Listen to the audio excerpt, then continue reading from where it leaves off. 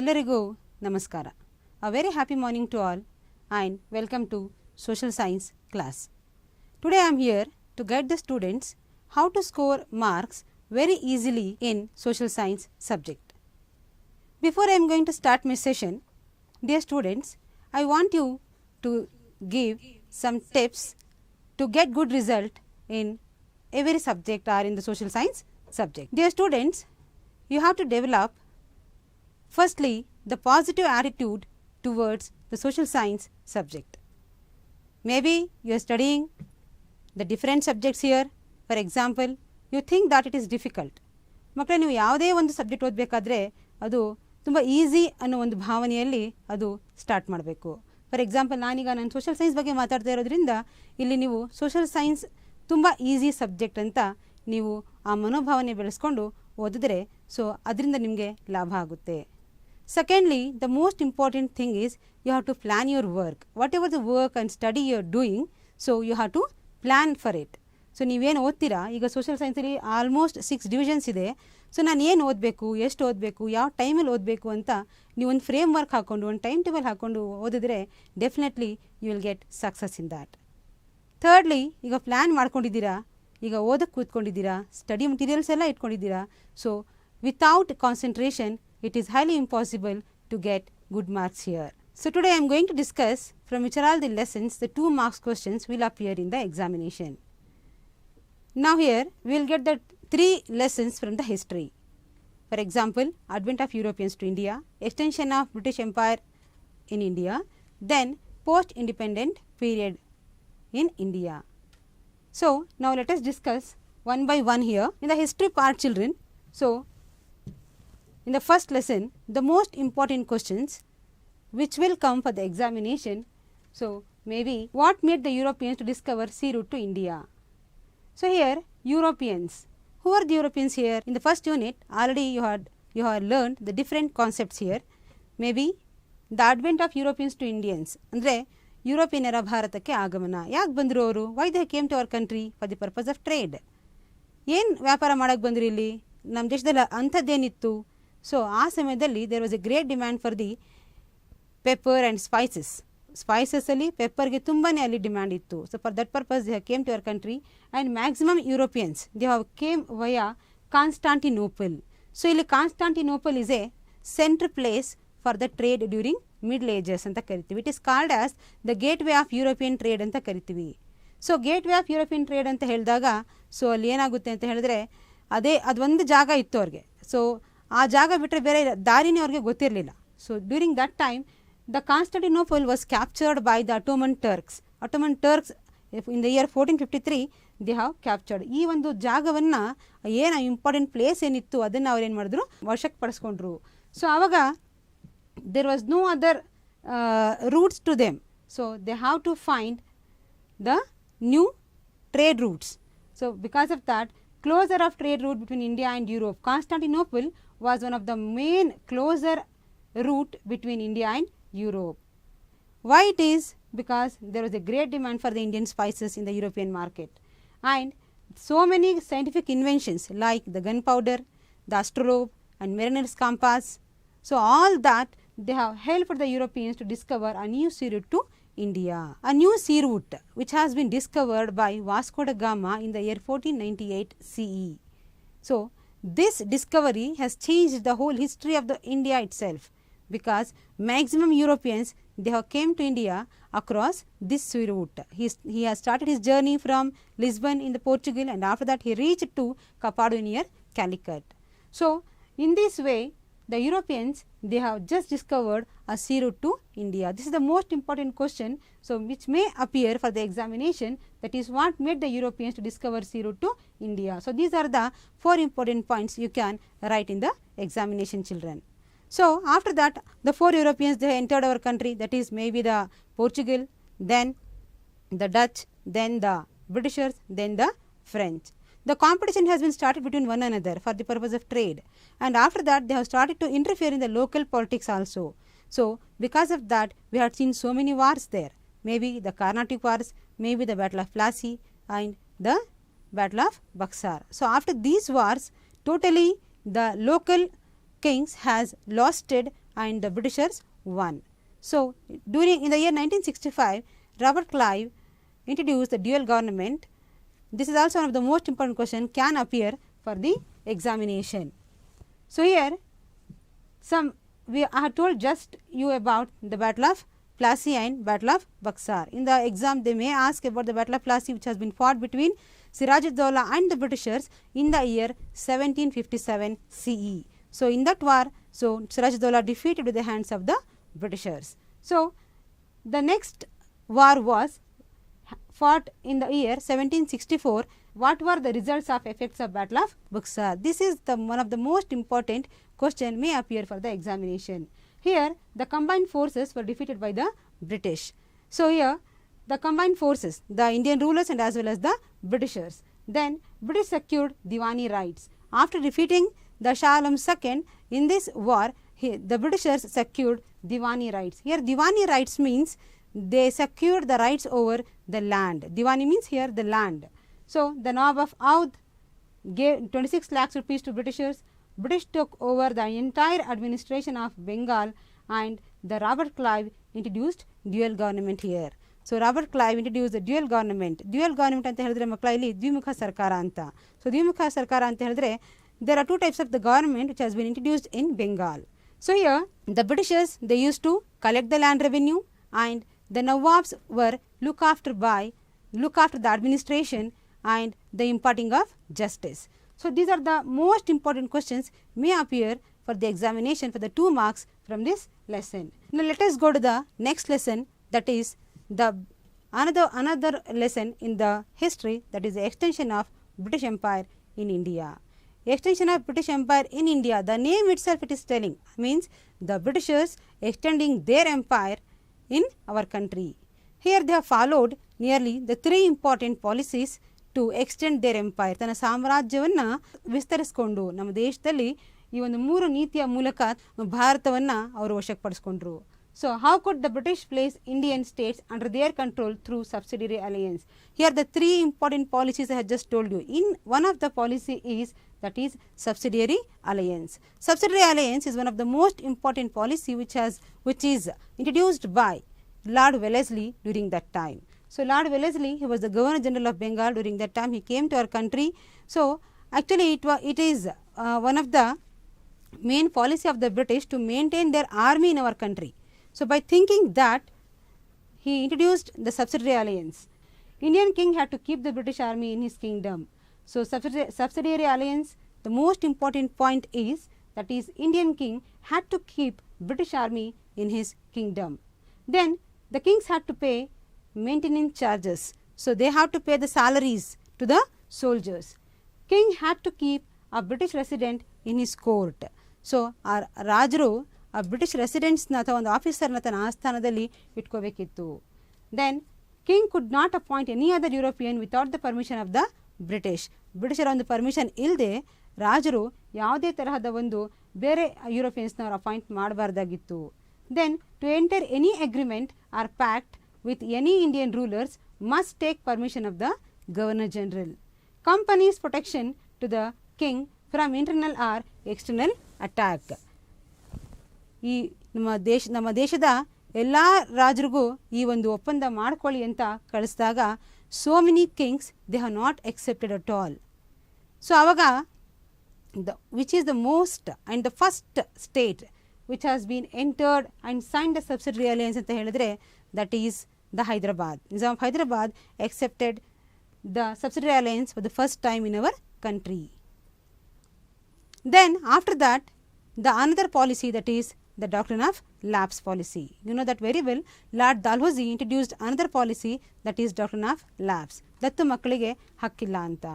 So ee one policy in the maximum states came under the control of the Britishers like Satara, Jhansi, Udaipur, Jaipur, Sambalpur. ಈ ಎಲ್ಲಾ ಜಾಗಗಳು ಬ್ರಿಟಿಷರ ಒಂದು ವಶಕ್ಕೆ ಬರ್ತಾ ಹೋಯಿತು. After that they have just waged so many wars. For example Anglo Maratha wars, Anglo Sikh wars and Anglo Mysore wars. ಈ 3 ನೀತಿಗಳಿಂದ ಇಡೀ ಒಂದು maximum areas of our country they have started to capture by the Britishers. So the next lesson is post independent India. ಮಕ್ಕಳ ಈ ಒಂದು ಲೆಸನಿಂದ the most important question may appear, that is how did the nation face refugee problem. So ಆ ಸಮಯದಲ್ಲಿ ಅಂದರೆ what were the concepts was there in that lesson, what were the concepts is there in that lesson means at that time what is the condition of our country as soon as when we have got the independence. ಭಾರತಕ್ಕೆ ಸ್ವತಂತ್ರ ಸಿಕ್ಕ ತಕ್ಷಣ ನಮ್ಮ ದೇಶದಲ್ಲಿ ಇದ್ದಂತಹ ಒಂದು ಪರಿಸ್ಥಿತಿ ಹೆಂಗಿತ್ತು. So maximum problems our country was facing and maximum challenges our country was facing at that time. In that one is the refugee problem, ನಿರಾಶ್ರಿತರಿಗೆ ಆಶ್ರಯವನ್ನು ಕೊಡುವಂಥದ್ದು. ನಿಮಗೆಲ್ಲ ಗೊತ್ತಿದೆ, when our country has got the independence, at that time our country has been divided into two parts, that is India and Pakistan. Pakistan. Maximum problems were facing by our nation at that time, children. So ಅವಾಗ for example communal riots ಆಗ್ತಾ ಇತ್ತು. Then integration of princely states. ನಿಮಗೆ ಗೊತ್ತಿರೋ ಥರ maximum ಅಂದರೆ nearly 562 princely states were there in our country. 562 ಪ್ರಾಂತ್ಯಗಳಿತ್ತು ನಮ್ಮ ದೇಶದಲ್ಲಿ. ಆ 562 ಪ್ರಾಂತ್ಯಗಳನ್ನ ಸೇರಿಸಿ ಒಂದು ಭಾರತವನ್ನು ಮಾಡೋದು ದೊಡ್ಡ ಟಾಸ್ಕ್ ಆಗಿತ್ತು. So this task has took by Sardar Vallabhbhai Patel. So ನಿಮಗೆಲ್ಲ ಗೊತ್ತಿದೆ, ಈ ಒಂದು ಟಾಸ್ಕನ್ನು ತಗೊಂಡು ಸೊ ತುಂಬ ಚೆನ್ನಾಗಿ ಈ did that work and so he is famously called as the iron man of India. ಇಡೀ ಭಾರತ ನೋಡಿ 562 ಪ್ರಾಂತ್ಯಗಳಲ್ಲಿ ಏನು ವಿಭಜನೆ ಆಗಿತ್ತು, ಸೊ ಅದನ್ನು ಒಂದು ಭಾರತವನ್ನಾಗಿ ಮಾಡಿದ್ದು ಯಾರು ಅಂತ ಹೇಳಿದ್ರೆ ಅದು ಸರ್ದಾರ್ ವಲ್ಲಭಾಯ್ ಪಟೇಲ್ ಅವರು. ಸೊ ಆ ಸಮಯದಲ್ಲಿ maximum peoples they came from the Pakistan, Bangladesh and as well as the Tibet. They are called as the refugees to our country. So refugees from Pakistan were settled in the various parts of our nation. Then refugees from Pakistan were settled in the Tripura, Meghalaya and Assam. The people of Tibet were settled in Bailkuppe and Mandagodde. The people of Tibet were settled in Bailkuppe and Mandagodde. Refugees are provided with education. Training was given to take self-employment. Medical facilities were extended. Loans were given. See, these are all the facilities were given to the refugees who came from other nations and they have started to settle in our country during the time of independence, that is post-independent time. So, some other questions also may ask about, I just told you children, that is 562 princely states were there in our country. Britishers ಏನು ಹೇಳಿದ್ರು ಅಂತ ಹೇಳಿದ್ರೆ 562 ಪ್ರಾಂತ್ಯಗಳು ರಾಜರು ಮಹಾರಾಜರಿಗೆ ಏನು ಹೇಳಿದ್ರು ಅಂತ ಹೇಳಿದ್ರೆ, ನೀವು ಭಾರತಕ್ಕಾದರೂ ಸೇರ್ಕೊಳ್ಳಿ ಅಥವಾ ಪಾಕಿಸ್ತಾನ್ಗಾದರೂ ಸೇರ್ಕೊಳ್ಳಿ, otherwise you can remain independent ಅಂತ ಹೇಳಿ ಅವರು ಅದನ್ನು ಸೈನ್ ಮಾಡಿದರು. ಆದರೆ ಎಷ್ಟೊಂದು ರಾಜರು ಮಹಾರಾಜರು, ನಾನು ನಿಮಗೆ ಹೇಳಿದೆ, ಈ ಒಂದು ಚಾಲೆಂಜ್ನ ಸರ್ದಾರ್ ವಲ್ಲಭಾಯ್ ಪಟೇಲ್ ತನ್ನ ಒಂದು ಹೆಗಲಿಗೆ ತಗೊಂಡು ಸೊ ಅದನ್ನು ತುಂಬ ಚೆನ್ನಾಗಿ ನಿರ್ವಹಿಸಿದರು ಅಂತ. ಸೊ ಅದರಲ್ಲಿ ಕೆಲವು ರಾಜ್ಯಗಳು ಅಂದರೆ some princely states were not interested to join Indian union. So in that may be the Pondicherry, maybe the Goa, Junagadh, Jammu and Kashmir and Hyderabad. These were some of the main states. They were not ready to join Indian Union. Finally, they have joined to our country. In that, Junagadh, how was the Junagadh merged with Indian Union? This is the most important question from this lesson.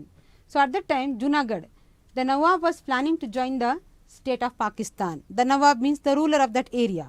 So he wanted to join to the state of Pakistan.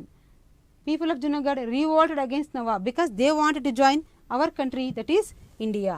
So when the revolt has started, at that time the king ran away to Pakistan. Finally, Junagadh province joined Indian Federation in the year 1949. Indian government maintained law and order. So in this way, just by writing 4 or 5 points, you can score easily 2 marks from this lesson, children. Now let us go to the another division of social science, that is political science. So from this division, 2 marks questions. That is, one is Indian foreign policy and the another one is international institutions. Now let us go to the first one, Indian foreign policy. The name itself, it is telling that India's foreign policy. Who prepared this?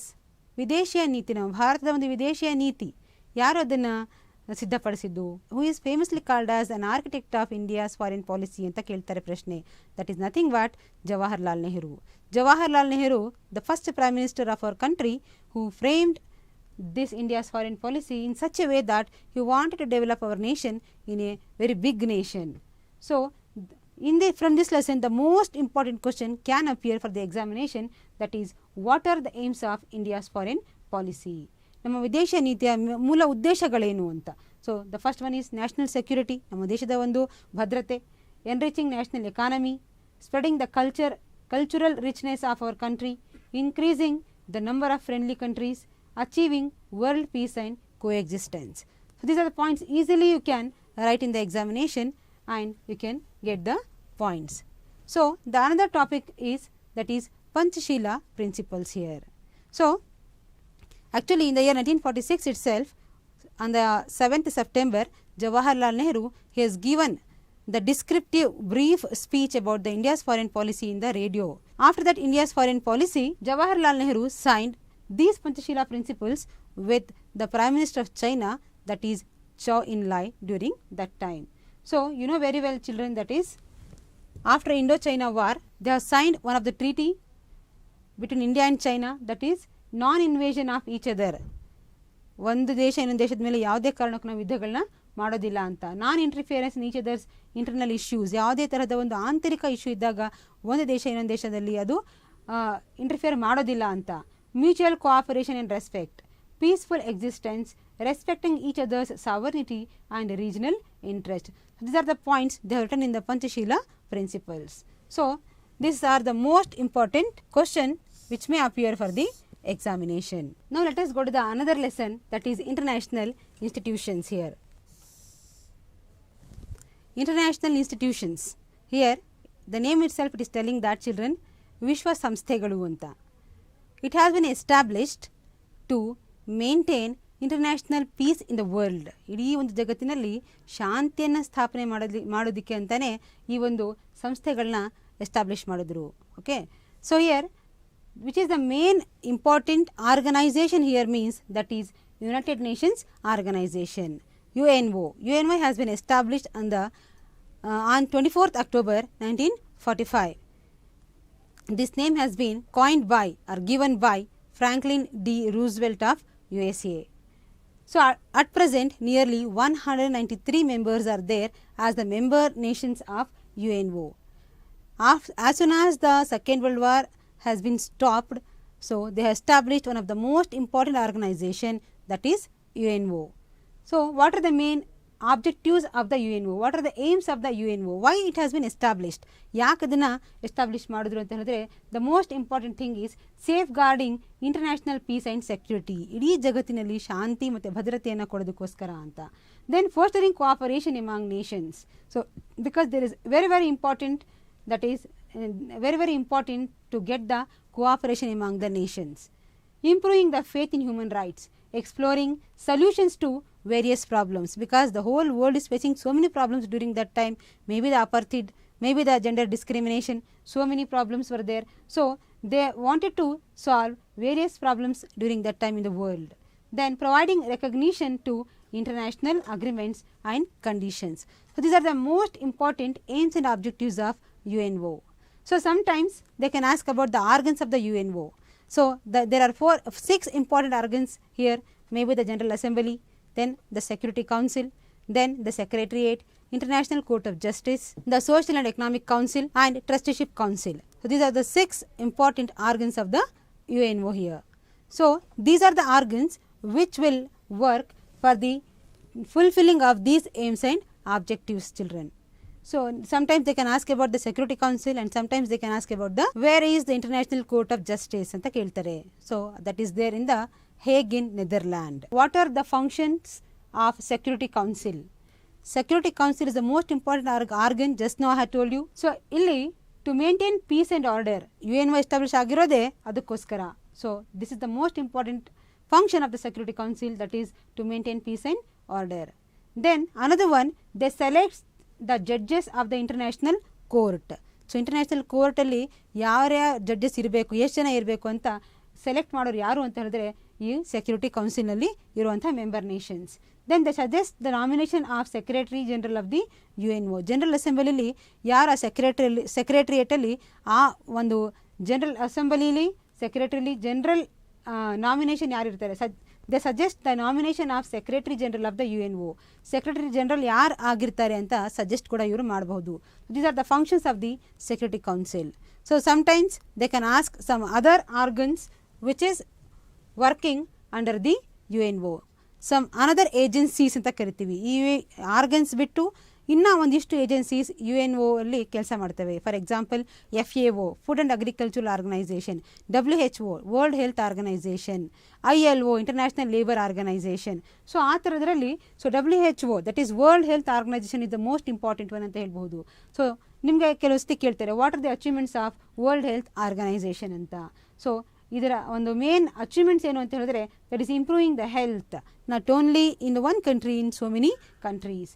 Then eradicate diseases like plague, cholera, malaria and smallpox. Then working towards freeing the world from AIDS, cancer, etc. Fighting against population growth, fighting against hunger and malnutrition. So these are the achievements of World Health Organization ಅಂತ ನೀವು ಈಸಿಯಾಗಿ ಬರೆದು ಮಾರ್ಕ್ಸ್ನ score ಮಾಡಬಹುದು. So sometimes it can ask the achievements of UNO also.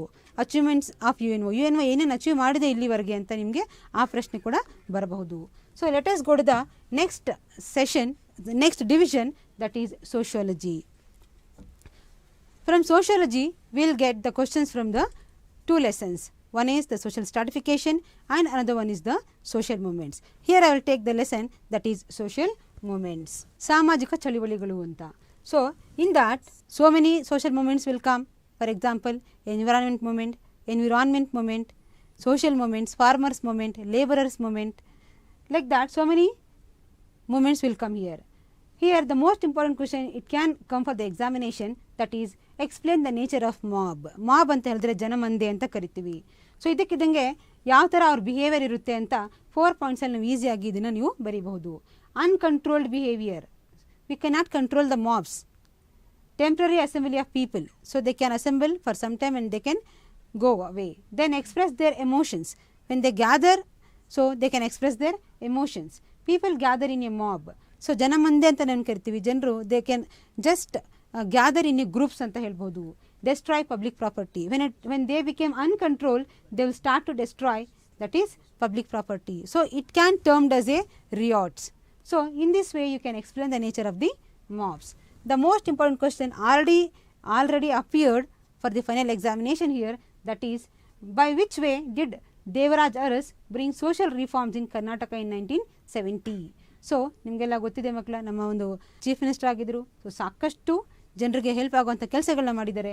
So ಇದರಲ್ಲಿ what he has did for the 4 marks for the 2 marks you will write very easily here, that is legal measures he took to free the downtrodden. ಕೆಳ ವರ್ಗದವ್ರನ್ನ ಮೇಲೆ ತರೋದಕ್ಕೋಸ್ಕರ ಸಾಕಷ್ಟು ಪ್ರಯತ್ನಗಳನ್ನ ಮಾಡಿದ್ರು. Free the farmers from tenancy system, abolition of bonded labour, ಜೀತದಾಳುವಿಕೆನ total ಆಗಿ ನಮ್ಮ ಒಂದು ರಾಜ್ಯದಿಂದ ಹೋಗಬೇಕು ಅಂತ ತುಂಬಾ ಪ್ರಯತ್ನ ಪಟ್ಟರು. Then releasing the farmers from debt, ಏನು ಸಾಲದ ಒಂದು ಹೊರೆಯಲ್ಲಿ ರೈತರು ಯಾವಾಗಲೂ ಇರ್ತಾರೆ, ಆ ಸಾಲದ ಹೊರೆಯನ್ನು ದೇವರಾಜ ಅರಸ್ ಅವರು ಕಡಿಮೆ ಮಾಡಿದ್ರು. So in this way you can write very easily here. Then explain the Chipko movement. ಸಾಕಷ್ಟು ಎನ್ವೈರನ್ಮೆಂಟಲ್ ಮೂಮೆಂಟ್ಸ್ ಬರ್ತಾ ಇದೆ, Chipko movement, Appiko movement, Narmada valley movement. So ಅದರಲ್ಲಿ Chipko movement is the most important one. So here the government had issued licence to cut 2500 trees. ನೋಡಿ 2500 ಮರಗಳನ್ನ so ಅದನ್ನು cut ಮಾಡಬೇಕು ಅಂತ government ಅದು ಲೈಸೆನ್ಸ್ ಕೊಟ್ಟಿರುತ್ತೆ. ಸೊ ಆವಾಗ ರೇನಿ ವಿಲೇಜ್ ಅನ್ನೋ ಒಂದು ಹಳ್ಳಿಯವರು ಸೊ ಅದನ್ನು ಅಪೋಸ್ ಮಾಡ್ತಾರೆ. So the women decided to hug the trees in order to protect them. So that ಅಂದರೆ ಒಂದು ಹೆಣ್ಣು ಮಗಳು ಸೊ ಅಲ್ಲಿ ಬಂದು ಪ್ರತಿಯೊಂದು ಮರಕ್ಕೆ ಅಪ್ಪಿಕೊಂಡು ಅಥವಾ ಚಿಪ್ಪುಕು ಅಂತ ನಾವೇನು ಕರಿತೀವಿ ಆ ಥರ ಅಪ್ಕೊಂಡು ಸೊ ಆ ಮರಗಳನ್ನ ಅವರು ಉಳಿಸೋದಕ್ಕೆ ಪ್ರಯತ್ನ ಪಡ್ತಾರೆ. ಸೊ ಕೊನೆಗೆ ಎನ್ವೈರನ್ಮೆಂಟ್ ರಿಮೇನ್ಸ್ ಪ್ರೊಟೆಕ್ಟೆಡ್, ನಮ್ಮ ಒಂದು ಪರಿಸರವನ್ನು ಅವರು ರಕ್ಷಣೆ ಮಾಡ್ತಾರೆ. Due to Chipko movement the permission given to cut the trees was withdrawn. ನೋಡಿ ಈ ಚಳುವಳಿಯಿಂದ ಏನು 2500 ಮರಗಳನ್ನ ಕಟ್ ಮಾಡಬೇಕು ಅಂತ ಏನು ಪರ್ಮಿಷನ್ ಕೊಟ್ಟಿರುತ್ತೆ ಗೌರ್ಮೆಂಟ್ ಅಥವಾ ಸರ್ಕಾರ, ಸೊ ಅದು ಅವರು ವಾಪಸ್ ತಗೋತಾರೆ. ಸೊ ಈ ರೀತಿಯಲ್ಲಿ ಈ ಒಂದು ಚಳುವಳಿ ಸಕ್ಸಸ್ಫುಲ್ ಆಗುತ್ತೆ. So in this way you can write the answer. So some other questions also you can find here, that is what are the reasons for child marriage? This question may ask from the social problems. So what are the reasons for child marriage? Gender discrimination, poverty, lack of education, lack of proper implementation of law, effects of dowry. So ನಿಮಗೆಲ್ಲ ಗೊತ್ತಿದೆ, ಕಾನೂನು ಬಂದಿದೆ 18 ವರ್ಷ ಆಗಿರಬೇಕು ಹೆಣ್ಮಗುಗೆ, ಗಂಡು ಮಕ್ಕಳಿಗೆ 21 ವರ್ಷ ಆಗಿರಬೇಕು ಅಂತ. ಬಟ್ ಈಗಲೂ ಕೂಡ ಎಷ್ಟೊಂದು ಕಡೆ ಚೈಲ್ಡ್ ಮ್ಯಾರೇಜಸ್ ಆಗ್ತಾ ಇರುತ್ತೆ. ಸೊ ಅದನ್ನು ತಡಿಬೇಕು ಅಂತ ಹಾಗಾದರೆ ಅದನ್ನು ತಡಿಬೇಕು ಅಂತ ಸಾಕಷ್ಟು ಕಾನೂನುಗಳು ಬಂದಿದೆ. ಇದಕ್ಕೆ ಕಾರಣ ಈಗಲೂ ಆಗೋದಕ್ಕೆ ಕಾರಣ ಏನು ಅಂತ ನೀವು 4 ಪಾಯಿಂಟ್ಸ್ ಬರೆದ್ರೆ ಸಾಕು. Then what are the reasons for child labour? ಇಲ್ಲೂ ಕೂಡ poverty, greed of the industries, industrialist, failure to implement compulsory and universal education, lack of social environment, agricultural crisis and drought, and migration. So, these are the points you can write, that is reasons for the child labor. Now, we will go to the next division of the social science, that is geography. Here the name itself it is telling that geo means earth, graphy means study. Now, let us go to the 2 marks question. From which lesson it is coming means that is the most important lesson, that is the physiographic divisions of our India. Physiographic divisions ಮೇಲ್ಮೈ ಲಕ್ಷಣಗಳು, ನಾವು ಭಾರತದ ಮೇಲ್ಮೈ ಲಕ್ಷಣಗಳು ಅಥವಾ ನಾವು ಅದನ್ನು ಭೌಗೋಳಿಕ ಲಕ್ಷಣಗಳು ಅಂತ ಕರಿತೀವಿ. Children, you know that India is a vast country and it is also called as a peninsula. Peninsula means here a land which has been surrounded by water on 3 sides. Island means a land which has surrounded by water on all sides anta. So, India is famously called as, geographically called as, it is peninsula. So, on the basis of land features, for example, the mountains are there, plateaus are there, valleys are there, then rivers, so many land features are there in our nation. So, on the basis of that, India has been divided into 4 physical divisions. The first one is the northern mountains, second one is the northern Indian plains, third one is peninsular plateau, and the fourth one is the coastal regions and as well as islands. So, from this lesson many questions can appear, but here I am just highlighting only some few questions here, that is distinguish between the western Ghats and eastern Ghats. These are the most important Ghats in South India particularly. So, western Ghats they are very closer to sea. Closer to sea means which sea here? Arabian Sea. Eastern Ghats they are not so closer to sea, they are just far away from the Bay of Bengal. Western Ghats are higher and continuous. They are higher and continuous compared to Eastern Ghats. They are not higher and continuous because they are separated and cut by so many rivers. So many west flowing rivers, they are just cut and they will fall into the Bay of Bengal. And third one is Western Ghats not separated by the rivers, because Western Ghats is the place where so many rivers are originated. But Eastern Ghats they are separated by the rivers, because maximum east flowing rivers they will cut and they will fall into the Bay of Bengal, for example the Krishna, Godavari, Kaveri, etc. So, in this way you can easily write the answer here. Another question is, what is the economic importance of peninsular plateau? They may ask about some other questions also. They can ask about the importance of Himalayan mountains. They can ask about how the northern Indian Great Plains has been formed. Northern Indian Great Plains has been formed by alluvium soil deposited by the rivers like Ganga, Brahmaputra and Indus. So, here peninsular plateau. A plateau means a land surrounded by so many hills. A plateau means a land surrounded by so many hills. For example, Chota Nagpur plateau is there, then Deccan plateau is there. Here plateau has rich deposits of minerals. Now, here this peninsular plateau, it has very rich deposits of minerals. Then it is the birthplace of many South Indian rivers. Here we will get so many South Indian rivers also here. Then ideal for the cultivation of cotton. Then it has thick forest and biodiversity, and because of the very fast flowing rivers, it is very suitable for the generation of hydroelectricity. By writing these points, you can easily get 2 marks for this question here. A few questions I am just telling you from the mineral resources here. So, which are the non-conventional power resources? Sometimes it will ask solar energy, wind energy, tidal energy, geothermal power, biogas. These are all the non-conventional power resources. This is the most important question. So many times they have asked in the examination here. Energy crisis is a major problem of India in recent days. Why anta keltane. So, the most important points are shortage of petroleum, poor quality of coal we are getting in our country, then erratic rainfall, because rainfall is not coming in a correct time, then loss of power in the process of transmission, then limited use of non-conventional energy resources. So, these are the most important points you can write for this question. Now, let us go to the another division, that is economics. So, from this lesson we will get only one lesson for the 2 marks children, that is development, Abhiruddhi. Development, progress, development means here progress in particular field, maybe the rural development, educational development, social development, like that. So, another one concept is there, under development, stagnant situation ಅಂದರೆ ಅಭಿವೃದ್ಧಿ ಇಲ್ಲದೆ ಇರುವಂಥದ್ದು ಅಂತ. So ಹಾಗಾದರೆ development ಆಗಿದೆಯಾ ಅಥವಾ ಆಗಿಲ್ವಾ ಅಂತ ನಾವು ಯಾವ ಥರ ಮೆಷರ್ ಮಾಡ್ತೀವಿ. So what is HDI, what are it's indicators ಅಂತ ಹೇಳ್ತಾರೆ. ಹ್ಯೂಮನ್ ಡೆವಲಪ್ಮೆಂಟ್ ಇಂಡಿಕೇಟರ್ಸ್ ಅಂತ ಕರಿತೀವಿ. HDI ಅಂತ ಹೇಳಿದ್ರೆ human development indicators. Here some other indicators also will come, that is national income, per capital income also. So ಹಾಗಾದರೆ ಈ human development indicators ಅಂತ ಅಂದರೆ ಏನು ಅಂತ ಹೇಳಿದ್ರೆ, that is it measures the development of all the countries of the world based on very basic core factors compared with developed countries. ನೋಡಿ ಎಷ್ಟು ಚೆನ್ನಾಗಿ ಕೊಟ್ಟಿದ್ದಾರೆ. ಡೆವಲಪ್ಮೆಂಟ್ನ ಯಾವ ಥರ ಬೇರೆ ದೇಶಗಳ ಜೊತೆ ಕಂಪೇರ್ ಮಾಡಿಕೊಂಡು ನಮ್ಮ ದೇಶ ಅಭಿವೃದ್ಧಿ ಆಗಿದೆಯಾ ಅಥವಾ ಆಗಿಲ್ಲ ಅಂತ ಮೆಷರ್ ಮಾಡೋದು. ಸೊ ಹಾಗಾದರೆ ಯಾವ ಬೇಸಿಸ್ ಮೇಲೆ ಮೆಷರ್ ಮಾಡ್ತಾರೆ ಇಲ್ಲಿ? The 3 points are here. Life expectancy ಅಂದರೆ ಜೀವಿತಾವಧಿ ಅಂತ, ಎಷ್ಟು ವರ್ಷ ನಾವು ಬದುಕಿರ್ತೀವಿ. ಹಾಗಾದರೆ ನೀವು ಹೇಳ್ತೀರಾ ನಾವು ನಮ್ಮ ತಾತ 100 ವರ್ಷ ಬದುಕಿದ್ರು, ಅಟ್ ದ ಸೇಮ್ ಟೈಮ್ ಒಂದು ಮಗು 10 ವರ್ಷಕ್ಕೆ ಸತ್ತಿರುತ್ತೆ. ಬಟ್ ನಾವು will take here the average life expectancy ಅಂತ ಕರಿತೀವಿ. In the modern and developed countries more life expectancy is there, but in our country maximally that is 65 years is there. Then educational achievements, then per capita income. So these are the most important indicators anta helbodu. Then so many other concepts also there, but in that the most important is women empowerment. So gender discrimination ಬಂದಾಗ so ಮಹಿಳೆಯರ ಸಬಲೀಕರಣ ಆಗಿದೆಯಾ, ಮಹಿಳೆಯರ ಸಬಲೀಕರಣ ಇಲ್ಲದೆ ಯಾವುದೇ ಒಂದು ದೇಶ ಅಭಿವೃದ್ಧಿ ಆಗೋದಕ್ಕೆ ಸಾಧ್ಯ ಇಲ್ಲ. So here how should be achieve the women empowerment ಅಂತ ಹೇಳ್ಕೊಟ್ಟಿದ್ದಾರೆ.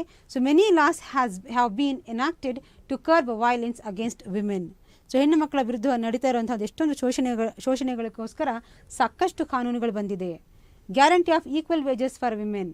ಸೊ ಈಕ್ವಲ್ ವೇಜಸ್, ನೀವು ಏನು ಕೆಲಸ ಮಾಡ್ತೀರಾ ಅದಕ್ಕೆ ತಕ್ಕಂಗೆ ನಿಮಗೆ ಅಲ್ಲಿ ಸ್ಯಾಲರಿ ಅಥವಾ ಏನು ನಿಮಗೆ ಅಲ್ಲಿ ದುಡಿಮೆ ಸಿಗುತ್ತೆ. Then providing reservation of seats in the elected bodies. Then by creating awareness about the gender equality. ಇಲ್ಲಿ ಯಾರು ದೊಡ್ಡವರಿಲ್ಲ ಚಿಕ್ಕವರಿಲ್ಲ, ಎಲ್ಲರೂ ಸಮಾನರು ಅಂತ. So these questions can appear for the examination here. Another most important one is per capita income is not an indicator of true development justify ಅಂತ ಕೇಳ್ತಾನೆ. ಹೌದು, per capita income sometimes it is not a true indicator of development ಅಂತ ಹೇಳ್ಬಹುದು. ಯಾಕೆಂತ ಹೇಳಿದ್ರೆ ನೋಡಿ, it does not consider the distribution of income among people as well as the availability of basic communities like food, shelter, education, health etcetera. So ಎಲ್ರಿಗೂ ಅದು ಸಮಾನವಾಗಿ ಸಿಗೋದಿಲ್ಲ ಅಲ್ವಾ. ಸೊ ದೆನ್ ಶೆಲ್ಟರ್ ಆಗಿರ್ಬೋದು ಅಥವಾ ಎಜುಕೇಷನ್ ಆಗಿರ್ಬೋದು ಅಥವಾ ಹೆಲ್ತ್ ಆಗಿರ್ಬೋದು. ಸೊ ಈ ಬೇಸಿಸ್ ಮೇಲೆ ನಾವು ನಿಜವಾಗಿ ಅಭಿವೃದ್ಧಿ ಆಗಿದೆಯಾ, ಇದೊಂದು ಮೆಷರಿಂಗ್ ಇಂಡಿಕೇಟರ್ ಅಂತ ನಾವು ಜಸ್ಟಿಫೈ ಮಾಡೋಕ್ಕೆ ಆಗಲ್ಲ ಅಂತ ಹೇಳ್ಬೋದು. ಓಕೆ, ನಾವು will go to the last division, that is business study. So in the business study 2 marks will appear from only one lesson, that is globalization, ಜಾಗತೀಕರಣ ಅಂತ ಕರಿತೀವಿ. ಈಗ ನಿಮಗೆಲ್ಲ ಗೊತ್ತಿದೆ ಮಕ್ಕಳ. ಈಗ ನೋಡಿ, ಈಗ ಯಾವುದೇ ಒಂದು ವಸ್ತು ನೀವು ಶಾಪಿಂಗ್ ಮಾಡಬೇಕು ಅಥವಾ ಪರ್ಚೇಸ್ ಮಾಡಬೇಕು ಅಂತ ಹೇಳಿದ್ರೆ easily available in almost all the places. For example, ಚೈನಾದಲ್ಲಿ ಪ್ರೊಡ್ಯೂಸ್ ಆಗ್ತಾ ಇರುವಂಥ ವಸ್ತುಗಳು ನಮ್ಮ ದೇಶದಲ್ಲಿ ನಮ್ಮ ಪಕ್ಕದ ಬೀದಿಯಲ್ಲೇ ಸಿಗುತ್ತೆ ಅಂತ ಹೇಳಿದ್ರೆ ಅದಕ್ಕೆ ಕಾರಣನೇ that is globalisation. So here globalisation ಅಂತ ಹೇಳಿದ್ರೆ increasing cross border movement of goods and services ಅಂತ ಕರಿತೀವಿ. ಜಾಗತೀಕರಣ ಅಂತ ಹೇಳಿದ್ರೆ ಈಸಿಯಾಗಿ, ಆಯಿತಾ, ಯಾವುದೇ ಒಂದು ವಸ್ತುಗಳು ಅಥವಾ ಸೇವೆಗಳು ಒಂದು ದೇಶದಿಂದ ಇನ್ನೊಂದು ದೇಶಕ್ಕೆ ಈಸಿಯಾಗಿ ಅದು ಅವೈಲೇಬಲ್ ಆಗುತ್ತೆ. That is called as globalisation. With that it promotes international flow of capital and technology. ನೋಡಿ, ಅಲ್ಲಿಂದ ಟೆಕ್ನಾಲಜಿ ಕೂಡ ಈಸಿಯಾಗಿ ಒಂದು ದೇಶದಿಂದ ಇನ್ನೊಂದು ದೇಶಕ್ಕೆ ಹೋಗುತ್ತೆ. ದೆನ್ ಕ್ಯಾಪಿಟಲ್ ಅಂದರೆ ದುಡ್ಡಿನ ವಹಿವಾಟು ಕೂಡ ತುಂಬ ಚೆನ್ನಾಗಾಗುತ್ತೆ. Then creates of free trade zone, ವ್ಯಾಪಾರಕ್ಕೆ ತುಂಬ ಒಳ್ಳೆಯ ಜಾಗ. Then promotes the international relationship, ಒಳ್ಳೆ ಸಂಬಂಧಗಳು ಅಲ್ಲಿ ಕ್ರಿಯೇಟ್ ಆಗುತ್ತೆ ಒಂದು ದೇಶ ಮತ್ತು ಇನ್ನೊಂದು ದೇಶದ ನಡುವೆ ಅಂತ. ಸೊ ಹಾಗಾದರೆ ಇದು ನಮಗೆ ಬೇಕಾ ಅಥವಾ ಬೇಡ? Means we are having the advantages or disadvantages. So both we are having here. Just now I have told what are all the advantages will get. Okay, now globalization has led to the environmental degradation justified. This is the most important question, so many times appeared in the examination. ಯಾವ ಥರ ನಮ್ಮ ಒಂದು ಪರಿಸರದ ಮೇಲೆ ಇದು ಹಾನಿಯನ್ನು ಉಂಟು ಮಾಡುತ್ತದೆ ಅಂತ. Expansion of industries and cities, because of globalization maximum industries and cities expanded. Then excessive use of natural resources. ಈ ಒಂದು ಎಕ್ಸ್ಪೋರ್ಟ್ ಮಾಡ್ತಾ ಇರೋದಕ್ಕೋಸ್ಕರ ಮ್ಯಾಕ್ಸಿಮಮ್ ನ್ಯಾಚುರಲ್ ರಿಸೋರ್ಸಸ್ನ ನಾವು ಯೂಸ್ ಮಾಡ್ಕೋತಾ ಇದ್ದೀವಿ. ದೆನ್ ಇನ್ಕ್ರೀಸ್ ಇಂಡಸ್ಟ್ರಿಯಲ್ ವೇಸ್ಟ್ ಸಾಕಷ್ಟು ಅದು ಜಾಸ್ತಿ ಆಗ್ತಾ ಇದೆ. Then dumping waste in the ಸಿಟಿಗಳಲ್ಲಿ ಆ ವೇಸ್ಟ್ಗಳೆಲ್ಲ ಡಂಪ್ ಮಾಡ್ತಾ ಇದ್ದೀವಿ. Then water, air and soil are depleted and polluted. ಇದೆಲ್ಲ ಪೊಲ್ಯೂಟ್ ಆಗ್ತಾ ಇರೋದ್ರಿಂದ ಈ ಗ್ಲೋಬಲೈಸೇಷನ್, ಈ ಜಾಗತೀಕರಣದಿಂದ ಸಾಕಷ್ಟು ನಮ್ಮ ಪರಿಸರದ ಮೇಲೆ ಅದು ಹಾನಿಯನ್ನು ಉಂಟು ಮಾಡ್ತಾ ಇದೆ. So in this way you can write this answer. Then the another question they will ask, that is the traditional family attached food habits are being slowly disappearing due to globalization, justify ಅಂತ ಹೇಳ್ತಾರೆ. So children ನಿಮಗೆಲ್ಲ ಗೊತ್ತಿದೆ, ಈಗ ನಮ್ಮ traditional food habits, for example idli dosa ಸಾಂಬಾರಿಗೆ ಯಾರಿಗೂ ಬೇಡ ಆಯಿತಾ, ಎಲ್ರಿಗೂ ಏನು ಬೇಕು, ಫಾಸ್ಟ್ ಫುಡ್ ಚೈನ್ಸ್ ಬೇಕು ನಿಮಗೆ. That is McDonald's, KFC, gobi manchuri, panipuri ಅಂತ ಎಲ್ಲ ಹೋಗ್ತೀರಾ ನೀವು. So because of that it is just spreading very fastly. So ಅದರಿಂದ ಏನಾಗ್ತಾ ಇದೆ, people have started consuming more junk food. So ಇದರಿಂದ ಏನಾಗ್ತಾ ಇದೆ, ಡಿಸೀಸ್ ಜಾಸ್ತಿ ಆಗ್ತಾ ಇದೆ, ಹೆಲ್ತ್ ಮೇಲೆ ಅದು ಎಫೆಕ್ಟ್ ಆಗ್ತಾ ಇದೆ. ಸೊ ಅದರಿಂದ maximumly we should follow the traditional food habit ಅಂತ ಹೇಳ್ತಾ ಇದ್ದೀನಿ. So from this is also one of the most important question which will appear for the examination here. So ಇದನ್ನು ಬಿಟ್ಟರೆ how the consumers can exploit from this globalization.